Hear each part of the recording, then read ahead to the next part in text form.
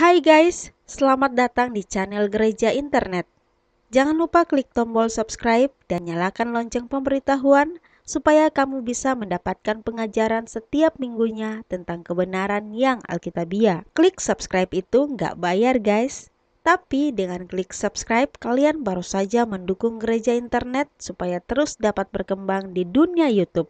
Jangan lupa like, comment, and share ya guys. Dari teman-teman kita yang sedang melayani Tuhan di Kamboja dan Vietnam, saya mendengar banyak cerita yang luar biasa. Teman-teman yang khotbah bahasa Jawa pun bisa diterjemahkan. Siapa yang tahu itu mujizat Tuhan? Bukan sebetulnya saudara. Karena yang terjemahkan Ailing, orang Semarang yang bisa ngomong Jawa, sehingga itu bisa diterjemahkan. Tapi saya melihat kesaksian, saya mendengar kesaksian yang luar biasa. Ada banyak orang yang dijamah Tuhan, dan kita bersyukurlah. Kita tahu ada maksud Tuhan yang ajaib, dan kita berdoa mereka akan melanjutkan ke Vietnam, dan kemudian akan kembali ke Indonesia. Tanggal berapa ya pulang ya? Tanggal 10? Tanggal 10 mereka akan sudah kembali, dan saya berharap minggu depan kita bisa dengar banyak kesaksian yang ajaib. Mari kita lihat Yohanes pasal yang ke-20. Kita masih bicara tentang murid-murid Tuhan yang sempat terhenti di tengah jalan ketika mereka ikut Tuhan. Yohanes pasal yang ke-20, ayat yang pertama sampai dengan ayat yang ke-10. Pagi hari ini kita akan membaca cukup banyak firman Tuhan. Saya ingin supaya firman Tuhan ini bicara kuat dalam kehidupan kita. Judulnya Kebangkitan Yesus. Pada hari pertama minggu itu, pagi-pagi benar ketika hari masih gelap, pergilah Maria Magdalena ke kubur itu, dan ia melihat bahwa batu telah diambil dari kubur. Ia berlari-lari mendapatkan Simon Petrus dan murid yang lain yang dikasihi Yesus. Kita mengerti ini adalah Yohanes sendiri. Dan berkata kepada mereka, Tuhan telah diambil orang dari kuburnya, dan kami tidak tahu di mana ia diletakkan. Maka berangkatlah Petrus dan murid yang lain itu ke kubur, keduanya berlari bersama-sama, tetapi murid yang lain itu berlari lebih cepat daripada Petrus sehingga lebih dahulu sampai di kubur. Ia menjenguk ke dalam dan melihat kain kapan terletak di tanah. Akan tetapi ia tidak masuk ke dalam. Maka datanglah Simon Petrus juga menyusul dia dan masuk ke dalam kubur itu. Ia melihat kain kapan terletak di tanah. Sedang kain peluh yang tadinya ada di kepala Yesus tidak terletak dekat kain kapan itu, tetapi agak di samping di tempat yang lain dan sudah tergulung. Maka masuklah juga murid yang lain yang lebih dahulu sampai di kubur itu, dan ia melihatnya dan percaya. Sebab selama itu mereka belum mengerti isi kitab suci yang mengatakan bahwa ia harus bangkit dari antara orang mati. Lalu pulanglah kedua murid itu ke rumah. Minggu lalu kita sudah belajar, dua orang murid berlari, mereka berlari bersama-sama, yaitu Petrus dan Yohanes. Di tengah jalan, Yohanes lari lebih cepat daripada Petrus. Persoalannya adalah, dia berhenti di muka gua kubur Yesus, dan dia tidak masuk ke dalam. Sementara Petrus yang tertinggal, menyusulnya akhirnya, dan langsung masuk ke dalam. Kita belajar sebuah pertanyaan, apa yang menghentikan Yohanes? Sehingga dia tidak bisa dan tidak mau langsung masuk ke dalam kubur. Alkitab tidak menjelaskan, tapi kita belajar bahwa dalam kehidupan kita ini, bahkan dalam kehidupan para murid, sebetulnya semua mereka sempat terhenti seperti Yohanes. Ada yang berhenti permanen seperti Yudas, dan minggu lalu sudah kita pelajari. Tapi hari ini kita akan belajar dari hidup orang yang bernama Petrus. Saya tidak bermaksud untuk menceritakan seluruh hidupnya, tapi ada satu elemen dari hidupnya, dan itulah yang membuat dia sempat terhentikan dalam kepengikutannya dengan Tuhan. Saya berdoa ini akan mencelikkan mata rohani kita dan membuat kita mengerti sebetulnya apa yang harusnya kita hindarkan dalam kehidupan kita. Nah, sekarang kita lihat akan Lukas pasal yang ke-22. Injil Lukas pasal yang ke-22. Saya ajak Anda melihat mulai ayat 28 sampai dengan ayat yang ke-34. Lukas 22 ayat 28 sampai 34. Alkitab berkata begini, "Kamulah yang tetap tinggal bersama-sama dengan aku dalam segala pencobaan yang aku alami. Dan aku menentukan hak-hak kerajaan bagi kamu, sama seperti Bapakku menentukannya bagiku. Bahwa kamu akan makan dan minum semeja dengan aku di dalam kerajaanku. Dan kamu akan duduk di atas tahta untuk menghakimi ke-12 suku Israel." Kalau Anda membaca 3 ayat ini, sebetulnya ini merupakan anugerah yang luar biasa. Yang pertama-tama adalah mereka itu tetap tinggal bersama-sama dengan Yesus dalam segala pencobaan yang dialaminya. Tidak banyak orang yang punya kesetiaan, dan Tuhan menghargai para murid yang begitu setia tetap bersama dengan Tuhan dalam segala pencobaan. Karena kesetiaan mereka dalam segala pencobaan itulah, maka Tuhan berkata, "Aku menentukan hak-hak kerajaan." Begitu orang didapati setia, maka dia boleh ambil bagian dalam hak-hak yang dimiliki oleh kerajaannya. Dan bukan hanya itu saja, mereka duduk makan semeja dengan Tuhan. Tapi perhatikan mulai ayat 31, ada hal yang cukup aneh di sini, dan kemudian lihat apa yang Tuhan katakan. Mendadak dia berkata begini, "Simon, Simon, lihat iblis telah menuntut untuk menampi kamu seperti gandum. Tetapi aku telah berdoa untuk kamu, supaya imanmu jangan gugur.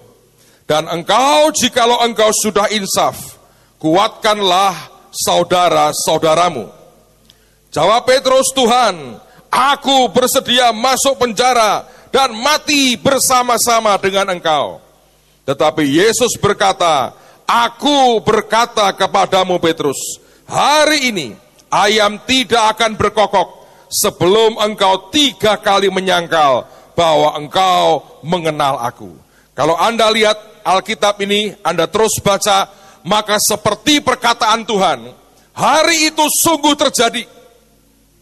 Petrus nyangkal Tuhan, nyangkal pernah kenal dengan Tuhan 3 kali. Dan setelah kali ketiga, maka ayam itu berkokok. Mengapa Petrus terhentikan? Saudara sekalian, tidak banyak orang di Alkitab ini yang namanya diganti oleh Tuhan. Satu di antaranya yang namanya diganti adalah Simon. Tuhan berkata, "Engkau bukan lagi Simon, tapi engkau Petrus," artinya batu karang. Nah, si batu karang ini tiba-tiba mendapatkan sebuah suara Tuhan yang mengagetkan sekali. Tapi sebetulnya ini membongkar akan apa yang masih ada di dalamnya. Kata Petrus artinya batu karang. Kata Simon artinya buluh. Anda tahu buluh, tanaman liar, rumput yang tinggi itu, ya, itu buluh. Yang gampang diombang-ambingkan, gampang terbakar, tidak ada buahnya, nyaris tak ada gunanya, itu buluh. Nah, orang yang sama, yang Tuhan sudah ganti namanya. Dari Simon menjadi Petrus. Dari buluh yang begitu lemah menjadi batu karang. Tiba-tiba Tuhan berkata, "Simon, Simon, lihat iblis telah menuntut engkau untuk menampi engkau seperti gandum." Nah, tampian gandum itu seperti apa? Saudara, banyak orang mengatakan begini, "Oh, tampian gandum ini ya sebetulnya seperti gandum ditampi." Itu ada betulnya. Gandum ditampi dengan cara 2 hal. Yang pertama ditumbuk, dipukul-pukulkan ke batu, supaya kulitnya mengelupas. Kemudian dilempar-lemparkan ke atas sebetulnya. Nah itu proses dua hal, saudara. Seringkali yang pertama orang mengalami penindasan, ya. Dia ditumbuk, dipukulkan ke bawah, dia mengalami penindasan.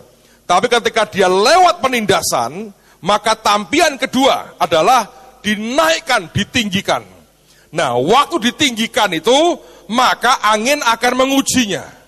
Kalau dia berbobot, dia tidak akan kabur dan hilang. Kalau dia berbobot, dia akan turun kembali. Tapi sekamnya yang nyampur dengan gandumnya akan terbawa angin dan kemudian pergi. Nah, itulah tampian seperti gandum. Dan yang menarik adalah Tuhan tidak panggil dia Petrus, Petrus, tidak. Dia sudah mengganti namanya menjadi Petrus. Tapi hari itu dia berteriak, Simon, Simon. Tuhan mau berkata begini, di dalam dirimu, di dalam batu karang itu, kamu tetap punya, istilah saya ini, kesimonan. Apa itu? Kebuluhan, kelemahan, kepelin-pelanan, kemudah terombang-ambingkannya masih ada loh. Dan itu yang tidak disadari oleh Petrus. Dan dia berkata, Tuhan, aku rela masuk penjara dan mati bersama dengan Engkau. Dengan kata lain sebetulnya, hari itu Tuhan mengajar kepada muridnya yang hebat ini, please, kamu harus tahu betul siapa dirimu. Jangan engkau berpikir engkau mutlak sebuah batu karang yang solid, yang tak tergoyahkan. Tuhan berkata, di dalam dirimu masih ada Simon, masih ada buluh. Dan itu yang kemudian dikatakan, engkau dituntut ditampi seperti gandum. Bayangin saudara, buluh tapi tampiannya seperti gandum. Buluh nggak ada bulirnya. Buluh kalau ditumbuk dan dilempar ke atas akan hilang. Iblis berkata begini, engkau memberikan kepadanya hak kerajaan, engkau akan membuat dia duduk semeja dengan engkau. Sebuah buluh dihormati begitu rupa. Iblis berkata, haruslah sebuah atau sebutir gandum yang terima kehormatan. Bukan cuma buluh yang dihormati. Kalau dia sungguh layak, aku akan tampi dia seperti gandum. Tapi padahal apa? Buluh. Saudara, banyak orang sebetulnya mengingini sesuatu, tapi dia tidak pernah ngerti konsekuensinya. Tuhan mau berkata, kalau kita mau jujur dengan diri kita, seharusnya kita ini orang yang tahu diri. Jangan kita membanggakan diri kita seakan-akan tidak ada kelemahan dalam diri kita. Jangan kita begitu congkak, seakan-akan kitalah orang yang sempurna dan tidak ada kelemahan di dalam kita. Kepada orang yang namanya dia ganti seperti batu karang itu, dia berkata, aku hari ini panggil kamu Simon lagi, karena aku berurusan dengan buluh di dalammu. Engkau tidak sehebat yang kau pikir. Engkau tidak sekuat yang engkau duga. Engkau tidak sehebat yang engkau bayangkan tentang dirimu. Saudara sekalian, sebetulnya berbahagialah orang, istilahnya ini ya, yang tahu diri di hadapan Tuhan dan manusia. Dan semakin kita tahu diri, sebetulnya blessingnya makin luar biasa. Coba buka Kejadian pasal yang ke-16. Kejadian pasal yang ke-16. Lihat ayat yang pertama sampai dengan ayat yang ke-11. Kejadian 16. Kejadian pasal 16. Ayat yang pertama sampai dengan ayat yang ke-11. Judulnya Hagar dan Ismail. Adapun Sarai istri Abram itu tidak beranak. Ia mempunyai seorang hamba perempuan orang Mesir, nama Hagar namanya. Berkatalah Sarai kepada Abram, engkau tahu Tuhan tidak memberi aku melahirkan anak.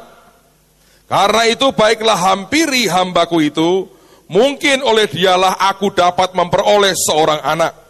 Dan Abram mendengarkan perkataan Sarai. Jadi Sarai istri Abram itu mengambil Hagar hambanya orang Mesir itu, yakni ketika Abram telah 10 tahun tinggal di tanah Kanaan, lalu memberikannya kepada Abram suaminya untuk menjadi istrinya. Abram menghampiri Hagar, lalu mengandunglah perempuan itu. Ketika Hagar tahu, perhatikan ya, bahwa ia mengandung, maka ia memandang rendah akan nyonyahnya itu. Lalu berkatalah Sarai kepada Abram, penghinaan yang kuderita ini adalah tanggung jawabmu. Akulah yang memberikan hambaku ke pangkuanmu. Tetapi baru saja ia tahu bahwa ia mengandung, ia memandang rendah akan aku. Tuhan kiranya yang menjadi hakim antara aku dan engkau. Kata Abram kepada Sarai, hambamu itu di bawah kekuasaanmu. Perbuatlah kepadanya apa yang kau pandang baik. Lalu Sarai menindas Hagar sehingga ia lari meninggalkannya. Lalu malaikat Tuhan menjumpainya dekat suatu mata air di padang gurun, yakni dekat mata air di jalan ke Syur. Katanya, Hagar hamba Sarai, dari manakah datangmu dan kemanakah pergimu? Jawabnya, aku lari meninggalkan Sarai nyonyaku. Lalu kata malaikat Tuhan itu kepadanya, kembalilah kepada nyonyahmu, biarkanlah engkau ditindas di bawah kekuasaannya. Lagi kata malaikat Tuhan itu kepadanya, aku akan membuat sangat banyak keturunanmu, sehingga tidak dapat dihitung karena banyaknya. Selanjutnya kata malaikat Tuhan itu kepadanya, engkau mengandung dan akan melahirkan seorang anak laki-laki, dan akan menamanya Ismail, sebab Tuhan telah mendengar tentang penindasan atasmu itu. Inilah contoh orang yang lupa diri, saudara. Hagar itu adalah budaknya Sarai. Nah, rupanya Sarai tidak tahan menunggu penggenapan waktu Tuhan. Anda mesti mengerti seringkali orang juga kesulitan atau tidak tahan menanti Tuhan akan menggenapkan akan janjinya. Nah, satu hari dia berkata kepada Abram, kamu ambillah Hagar, aku berikan sebagai gundikmu. Dia adalah budakku, dia hambaku, tapi kau ambillah supaya kau punya anak. Dan betul setelah mereka menikah, akhirnya Hagar ini mengandung. Nah, di zaman itu, orang yang mandul akan dianggap rendah oleh orang lain karena dianggap sebagai orang yang terkutuk. Nah, sejak saat Hagar tahu bahwa dia mengandung, Alkitab berkata, dia memandang rendah akan nyonyahnya itu. Nah, inilah yang sebetulnya Tuhan mau berurusan dengan Hagar. Lalu kemudian Sarai begitu marah, dan dia ngomong ke Abraham, dia berkata, tanggung jawabmu. Dia mau berkata begini, seharusnya kau didik dong, jangan kurang ajar sama gua. Abrahamnya buat juga, dia bilang, udah terserah kamulah. Dia dalam kekuasaanmu ditindas, saudara. Luar biasa nih. Sarai itu orang yang tahu betul bagaimana menindas orang. Dia tindas, saya nggak tahu apa yang dilakukan lah. Mungkin dia berkata, ayo cuci ini pakaian. Dari putih harus sampai keluar batiknya. Misalnya begitu. Itu kan penindasan, saudara. Mau diapain coba? Itu contoh misalnya itu ya, misalnya. Ini batik bagus kalau ini, saudara. Tabut perjanjian Tuhan. Bukan Garuda, tabut perjanjian Tuhan di dadaku. Saudara, lalu kemudian ada mungkin dia berkata gini, ayo, kamu sembelih itu. Apa itu? Domba kecil.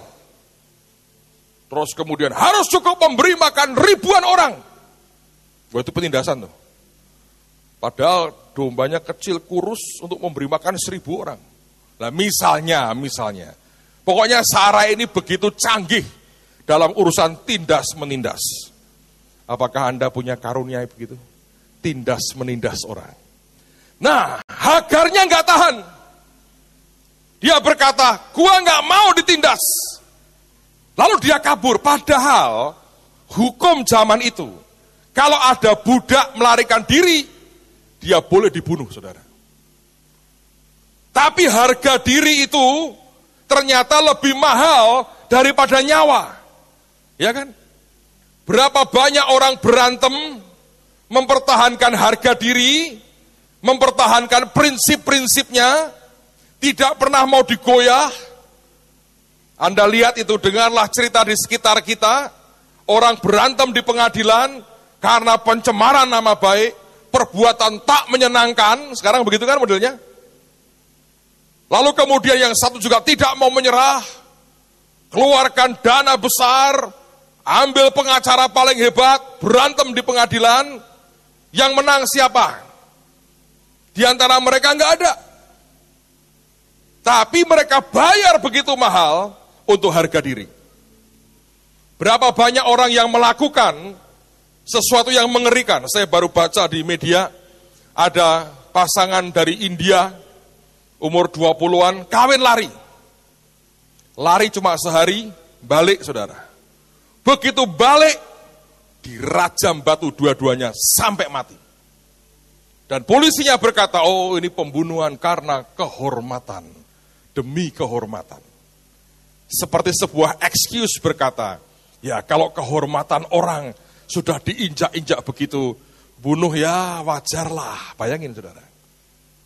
Hari itu Hagar berkata, lebih baik aku mati daripada ditindas seperti ini. Dia betul-betul lupa dirinya. Tapi di tengah jalan dia berhenti, sudah mau mati rasanya. Dan tiba-tiba malaikat Tuhan mendatanginya. Dan malaikatnya menyapanya dengan sapaan khusus. Dia berkata, Hagar, hamba Sarai. Baca itu. Tuhan berkata, Hagar, lu tahu diri dong. Kamu ini hamba Sarai. Kamu ini budaknya. Ditindas masih lumayan. Dicincang pun hukumnya oke. Dia berkata, dari mana kamu? Dan mau kemana? Pertanyaan itu artinya, kalau lu ya tidak ingat dari mana kamu berasal, dari mana kamu aku pungut, aku ambil, dan aku permuliakan hari ini. Kalau kamu begitu lupa dari mana kamu berasal, kamu tidak akan pernah bisa menjawab pertanyaan kedua yang berkata, kemana kamu akan pergi? Orang yang tidak cukup tahu diri dan rendah hati, dia tidak akan pernah mendapatkan destininya. Dia tidak akan pernah bisa mendapatkan takdir masa depan ilahinya dalam hidupnya. Saudara, ternyata untuk orang tahu diri itu sulit, saudara. Kira-kira mungkin 3 minggu lalu lah, anak saya itu mimpi. Dia mimpi di satu tempat, sekian lantai tingginya, dan mereka ini, dia dengan teman-temannya berhenti di sebuah tingkatan dari gedung yang beberapa lantai itu. Lalu ada ujian, saudara. Dalam ujian itu dibagikan kertas, ada tulisan angka 1 sampai 80. Nanti kalau sudah pulang ke rumah aja ya, Anda lakukan itu, jangan sekarang ngabisin waktu. Jadi diberi waktu, nggak tahu berapa menit lah, mungkin berapa, 7-10 menit saya nggak tahu. Diberi waktu. Dan ada suara berkata begini, tulislah semua kelemahanmu yang kamu tahu. Kalau itu bukan kelemahan, jangan diada-adakan. Yang kelemahanmu yang kamu tahu. Lalu kemudian, dia bilang, tulis. Nanti berapa yang kau tulis, menentukan apakah engkau bisa naik tingkat atau tidak. Semua nulis, saudara. Nulis semua. Ternyata, setelah selesai semua, Tuhan berkata begini, kalau kalian yang bisa nulis sampai nemukan kelemahanmu 60, dari yang maksimal harusnya paling tidak 80, naik tingkat. Dan cukup banyak yang tidak bisa menemukan sampai 60. Kemarin sore saya coba, saudara. Saya coba nih, anak-anak youth. Banyak yang hanya menemukan hanya maksimal 5. Pernah ada retreat, saudara. Mungkin termasuk yang paling tua, itu hanya menemukan cuma 1 kelemahannya. Wih, sudah mirip Yesus ini, tenan. Memper tenan, cuma 1. Yang lebih muda, itu gawat. Ini entah pikun, entah apa, saya nggak tahu. Dia ngomong gini, aku cuma dapat 1. Yang lain aku nggak ada kelemahanku. Ya cuma 1 tok ini. Apa itu? Kesombongan. Terus sudah, itu pun hanya kadang-kadang. Nah itu Tuhan Yesus pun mulai minder. Iya toh? Anda ngerti nggak? Susah untuk tahu diri. Dengan jawaban itu saya bisa merangkai itu mungkin kira-kira 10 hal itu. Dengan omongan itu. Nah, kemarin seharian saya nganggur, saudara. Orang kalau sudah biasa muter-muter kerja keras, nganggur itu badan malah sakit semua. Tapi pagi-pagi saya menghadap Tuhan, saya berdoa. Dan saya ingat akan mimpi itu. Lalu saya bilang, Tuhan, aku mau nulis kelemahanku ini seberapa sih.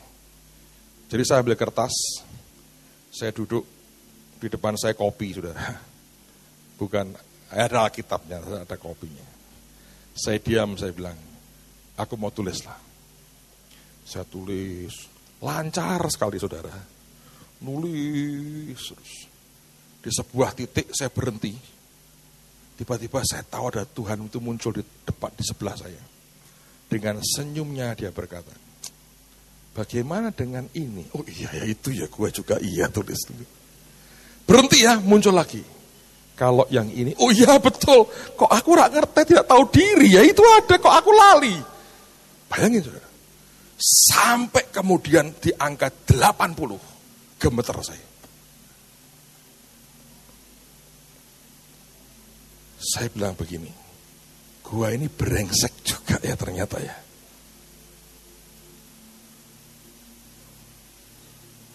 Jadi saya bilang gini, Tuhan, betapa hebatnya yang hanya menemukan 1 itu. Pasti kau berkenan dan kau banggalah. Saya nggak berani neruskan karena saya tahu nih saudara. Kalau saya teruskan masih ada ini. Yakin saya. Di angka 80. Saya berhenti. Saya bilang, Tuhan, aku kan tidak layak. Sebetulnya aku nggak layak. Bahkan masuk surga aja, aku nggak layak. Banyak di antara saudara pasti merasa lebih layak. Saya yakin. Kemarin itu saudara, anak-anak muda itu. Ada yang paling tinggi itu berapa ya? 60. Cepat tulisnya. Termasuk yang banyak daftarnya itu, anaknya Bu Ribkah yang paling gede itu. Hedi. Berapa kemarin yang 40 atau 50? Yang lebih tua dari dia dikit-dikit saudara. Jadi rupanya ya, banyak yang lebih pantas jadi pendeta dibandingkan saya. Lawang kelemahannya lebih sedikit. Saya dalam waktu singkat bisa nulis sampai 80. Saya nggak tega dengan diriku sendiri tuh saudara. Saya berhenti. Berhenti saya. Saya sampai bilang, Tuhan, aku ini nggak layak. Mana ya kemarin? Tapi saya bilang, ketika saya merasa begitu, saudara, saya jujur saya gemeter loh. Tuh, daftarnya nih, banyak banget saudara. Bacakan Pak, surah Anda harus ngerti, Anda lebih baik. Ini yang saya sadar.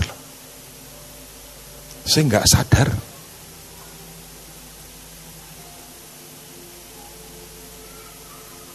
Ternyata untuk kita ini tahu kesimonan dalam diri kita ini, saudara, susah. Saya gini ya, kalau orang cuma berpikir bahwa lemahnya cuma 5, lah ketemu saya yang 80 gini ya pasti tuh. Terus ngonek-ngonek gitu pasti. Abang merah lebih suci yuk. Ya saya tahu diri, saudara. Di situ saya belajar begini. Tuhan, aku ini nggak layak. Dan Tuhan berkata begini, nak, semakin kamu sadar dan tahu diri, betapa tidak layaknya hidupmu, betapa tidak qualified-nya sebetulnya engkau, sebetulnya anugerahku akan semakin besar dalam hidupmu. Saya bilang, ya Tuhan, kok bisa begitu, dari mana?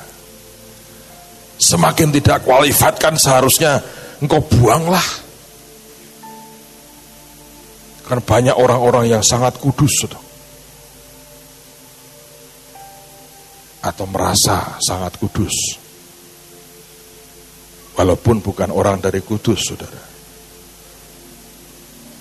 Tapi Tuhan berkata, semakin engkau tahu diri, semakin engkau sadar engkau tidak layak, semakin besar anugerahku. Dan dia beri saya 2 contoh. Contoh pertama adalah cerita tentang anak bungsu dan anak sulung. Kalau kita melihat akan cerita itu, maka saya berkata, yang bungsu ini, maaf nih saudara ya, agak kasar, bajingan lah. Duitnya bapaknya dihabiskan, dipakai foya-foya dengan pelacur. Habis. Yang sulung ini tipe orang hebat, orang suci. Kenapa? Sebab dia berkata, Bapak, bertahun-tahun aku melayani Bapak dan tidak pernah melanggar perintah Bapak. Hebat. Tapi Anda baca cerita itu, ketika bapaknya ngadakan pesta, yang sulung yang berkata tidak pernah melanggar perintah bapak itu tidak diundang. Kan ceritanya si bungsu pulang, sulung kemudian sore-sore dari ladang pulang, kaget. Kok dengar bunyi musik? Dia panggil pegawainya, itu ada apa itu? Lalu hambanya ngomong, bapakmu lagi buat pesta, adikmu pulang. Artinya, bapak tidak ngutus pegawainya berkata, panggil anakku yang suci itu, yang gak ada salahnya, gak ada dosanya, tidak pernah melanggar perintahku, setia, hebat, top banget. Malaikat pun sampai minder. Yesus agak tersaingi dan berpikir begini, ojo aku keliru ya, karena Yesus pernah berkata, tidak ada manusia yang baik. Tapi sulung ini mengatakan, aku ini baik. Dia berkata, harusnya kan panggil dia, suruh pesta. Enggak, didiamin. Di mana bedanya? Bungsu karena kebrengsekannya, Alkitab berkata dia menyadari akan keadaannya. Kata-kata itu sebetulnya powerful sekali. Bahasa paling gampangnya tahu diri, saudara. Semakin kita tahu diri, anugerahnya makin besar. Tuhan pernah berkata, orang sehat tidak butuh tabib. Orang yang merasa sudah tidak butuh lagi siapapun, orang yang merasa dirinya sudah suci dan hebat, sehingga punya hak menghakimi orang lain, tidak butuh Yesus sebetulnya. Tapi orang yang merasa dirinya Aku ini orang brengsek, aku ini orang error. Kelemahanku begitu banyak. Dan aku mau datang ke Tuhan, aku membutuhkan anugerahnya. Di situ Anda akan bertemu dengan Tuhan. Baca di Alkitab, dia begitu marah dengan orang Farisi dan ahli Taurat. Bukankah belas kasihannya besar kepada orang-orang berdosa? Saudara, contoh kedua Tuhan berkata kepada saya kemarin. Kamu lihat cerita tentang penggarap-penggarap kebun anggur. Yang kerja dari pagi, Alkitab mengatakan, Tuhan ini harus buat kesepakatan harga dengan dia. Artinya, para pekerja ini merasa, aku punya tenaga yang engkau harus hargai dengan uang. Maka dibuatlah kesepakatan, sedinar sehari. Orang-orang ini istilahnya masih punya bargaining power, masih punya daya tawar, nawar. Dia berkata, aku punya tenaga, engkau perlu aku. Setelah itu orang-orang yang masuk di jam-jam berikutnya, tetap Tuhan berkata, yang layak akan aku berikan kepadamu. Tetap Tuhannya harus ngomong, diupahi berapa. Tapi yang tidak dijanjikan apa-apa adalah yang tidak ada orang mau pakai dia, seharian nganggur, kurang hanya 1 jam, dan waktu kerja habis, tidak ada orang yang menggunakan tenaganya. Tuhan berkata, ngapain nganggur? Sana kerja. Tidak ada janji diberi upah dan sebagainya. Mereka inilah kelompok yang paling tahu diri, tidak tanya upah, tidak punya bargaining power, merasa bahwa aku gak ada orang yang mau pakai hidupku, dan dia dimasukkan Tuhan ke ladangnya. Pada ujungnya kalau Anda membaca, yang kerja 1 jam, terima 1 dinar. Yang kerja 12 jam, terima 1 dinar. Bukankah anugerah yang lebih besar diberikan kepada orang yang tahu diri? Saudara sekalian, berbahagialah orang yang tahu diri. Di rumah nanti tolong ya, Anda nulis dengan tenang. Tapi jangan diaku-aku, kalau memang sudah baik ya, 1 tok ya sudah lumayan toh saudara. Jangan terus dikarang-karang 3.000 dosamu, padahal 17.000. Ya, buat tulisanlah 1-80 coba. Nanti ada berhenti di mana, di berapa. Itu nolong saudara. Minimal mengingatkan kita bahwa kita ini orang yang harusnya tahu diri. Semua itu karena anugerahnya yang melayakkan. Coba lihat Yesaya pasal 26. Ayat yang ke-12. Yesaya 26 ayat yang ke-12. Alkitab berkata, ya Tuhan, Engkau akan menyediakan damai sejahtera bagi kami. Sebab segala sesuatu yang kami kerjakan, Engkaulah yang melakukannya bagi kami. Saya ulang kalimat terakhir, dikatakan, segala sesuatu yang kami kerjakan, Engkaulah yang melakukannya bagi kami. Saudara, ini harus menjadi sebuah ungkapan kita dengan kesadaran siapa kita sebenarnya. Sebab kalimat ini sebetulnya harus dinyanyikan. Kenapa? Lihat pasal 26 yang sama pada ayat yang pertama. Saya baca kalimat pertama saja. Pada waktu itu nyanyian ini, perhatikan, akan dinyanyikan di tanah Yehuda. Anda mengerti, Yehuda itulah tempat di mana raja-raja memerintah. Kita hidup dalam masa raja-raja, maka seharusnya raja-rajanya akan berkata, sebab segala sesuatu yang kami kerjakan, Engkaulah yang melakukannya bagi kami. Jadi bukan karena kekuatan kita, bukan karena kita layak, bukan karena kita hebat, bukan karena kita mampu, bukan karena kita kudus, bukan karena kita benar, tapi kita dibenarkan Tuhan oleh karena penebusannya. Bukan karena kita mampu, kita dimampukan Tuhan untuk melakukan, karena Tuhan yang mengerjakannya. Saya berharap kita jadi orang yang makin hari akan makin tahu diri. Semalam kami diskusi, ada Pak Stefanus juga yang membantu saya mencarikan ayat-ayatnya. Ada rasul besar yang oleh banyak kalangan di gereja disebut sebagai rasul yang terbesar. Saya mau tunjukkan sebuah proses kerendahan hati. Makin lama makin tahu diri, makin tua makin ngerti siapa dirinya. Dan ini sebuah keajaiban. Karena seringkali ya, orang itu gawatlah. Kesombongannya terbungkus begitu hebat. Dan membuat dia tidak tahu diri. 3 ayat terakhir sebelum kita selesai. Yang pertama, lihat 1 Korintus pasal yang ke-15. 1 Korintus pasal yang ke-15.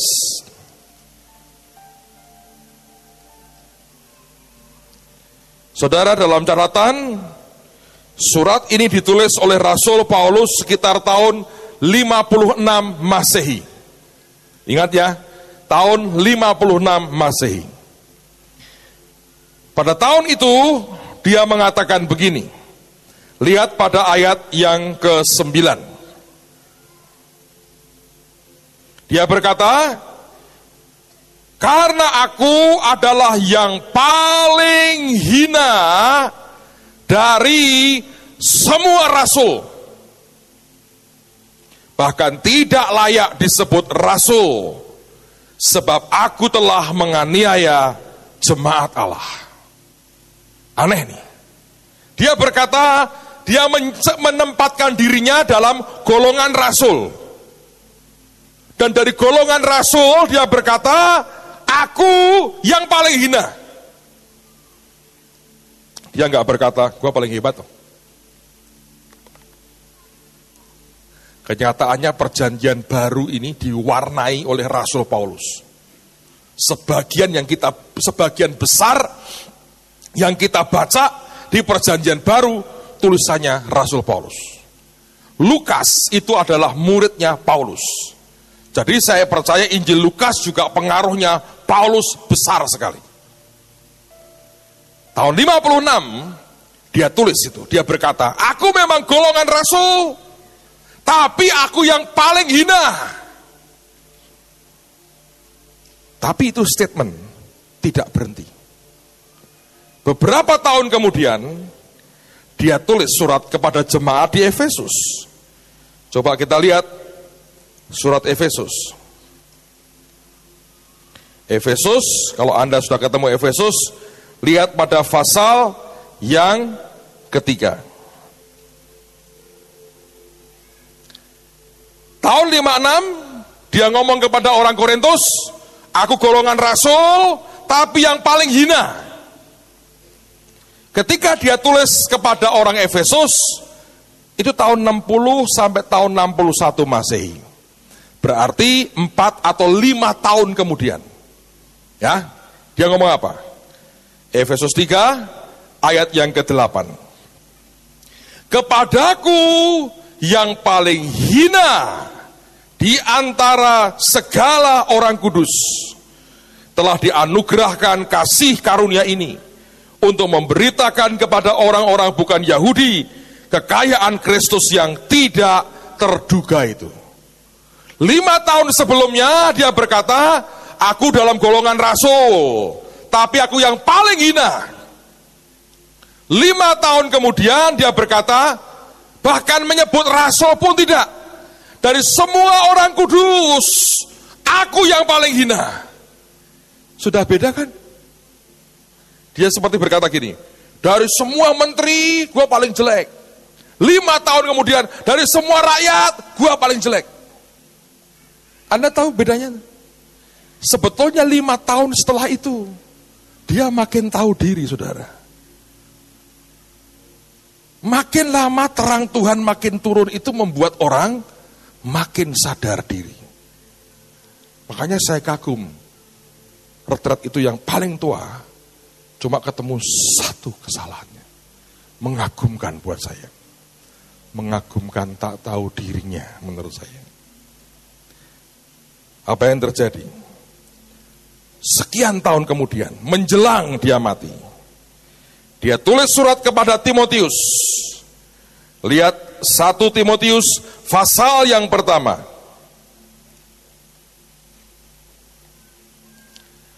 Ini ditulis tahun 62 atau 63 Masehi. Berarti 1, 2 atau 3 tahun kemudian lah. Kira-kira mungkin sekitar antara 2-3 tahun.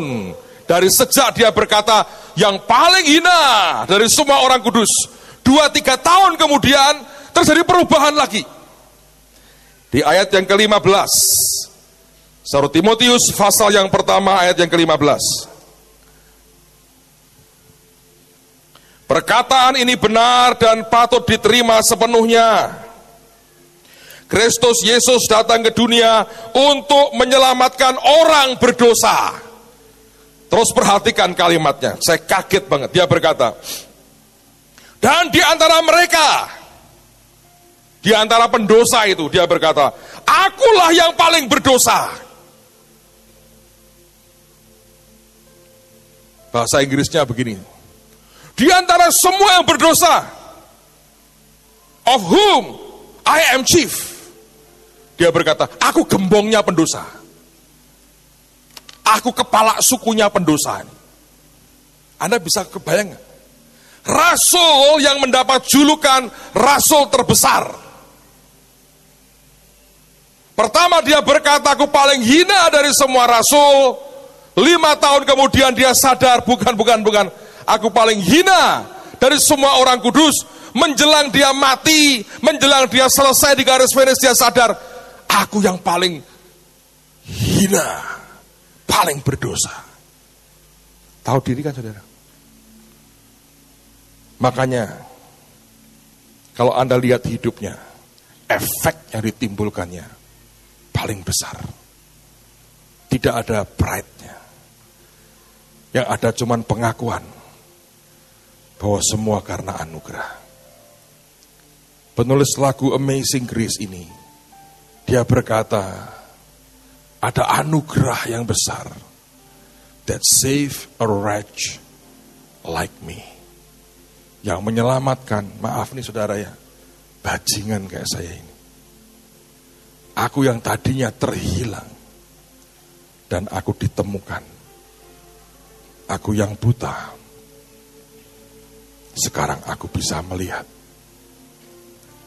Saya berdoa, semua kita sadar ada kesimonan dalam diri kita. Dan Petrus ketika dia tidak sadar itu, malah dia terhenti. Dia menyangkali Tuhannya sampai 3 kali. Saya berdoa, pagi hari ini datang kepada Tuhan apa adanya. Dan mari percaya ada anugerah yang mentakjubkan. Amazing grace yang dia sediakan buat kita. Amen, saudara.